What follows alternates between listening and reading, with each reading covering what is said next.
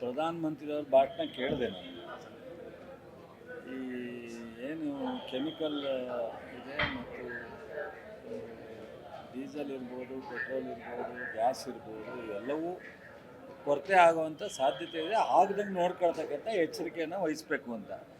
ಸಹಜವಾಗಿ ಕಳೆದ ಬಾರಿ ಇದೇ ರೀತಿ ವಾರಿಂದನೂ ಮತ್ತು ಎಕ್ಸ್ಪೋರ್ಟ್ ಇಲ್ಲದೆ ಕಡಿಮೆ ಆಗಿ ಇದಾಗಿತ್ತು.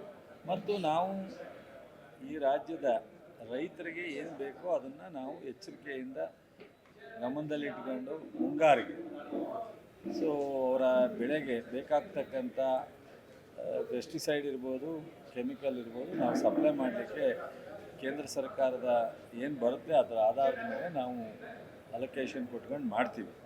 ಬಟ್ ನಮಗೆ ಒಂದು ರೈತರಿಗೆ ನಾವು ಈಗಾಗಲೇ 3 ವರ್ಷದಿಂದನೂ ಹೇಳ್ತಾ ಬಂದಿದ್ದೀವಿ, ಒಂದಷ್ಟು ಈ ಕೆಮಿಕಲ್ನ ಕಡಿಮೆ ಮಾಡಿದ್ರೆ ಎಲ್ಲ ದೃಷ್ಟಿಯಿಂದ ಒಳ್ಳೆಯದು. ಮಣ್ಣಿನ ಆರೋಗ್ಯ ಹೆಚ್ಚಾಗುತ್ತೆ, ಇಳುವರಿನೂ ಸಹ ಮುಂದಿನ ದಿನಗಳಲ್ಲಿ ಅದು ಬರುತ್ತೆ ಮತ್ತು ಜನರು ಉಪಯೋಗಿಸೋ ಆರೋಗ್ಯದ ಮೇಲೂ ಪರಿಣಾಮ ಬೀರುತ್ತೆ ಅಂತ